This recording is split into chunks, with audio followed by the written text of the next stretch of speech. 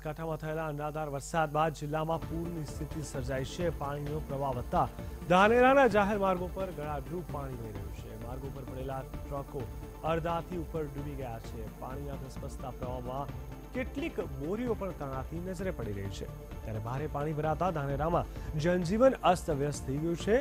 ધાનેરામાં કેટલીક કાર પણ પાણીમાં આખી ડૂબી ગઈ છે। લોકોના ઘરમાં પણ પાણી ઘૂસી ગયાના બનાવો સામે આવ્યા છે। તો રોડ રસ્તા ઘર મકાન તમામે તમામ વસ્તુ પર પાણી ફરી વળ્યા છે।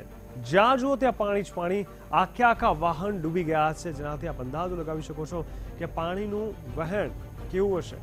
જી હા, આપ જોઈ શકો છો આપના દ્રશ્યોમાં એક કાર પડી છે।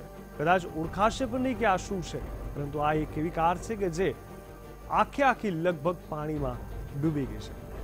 આ કોઈ એવા દ્રશ્યો નથી કે જે નદી તળાવ કે કોઈ બીજી જગ્યાના હોય, પરંતુ આ રોડ રસ્તાના દ્રશ્યો છે, પરંતુ તેમાં પાણી જ પાણી જોવા મળી રહ્યું છે।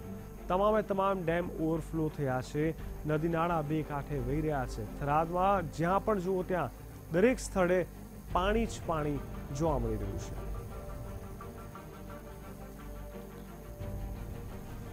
તો આ તમામની વચ્ચે સૌથી મોટો પડકાર એ છે કે આ વરસાદ જો હજુ પણ બંધ ન થયો તો પરિસ્થિતિ શું થશે, કારણ કે વરસાદની આગાહી તો હજુ પણ આગળના સમયમાં છે।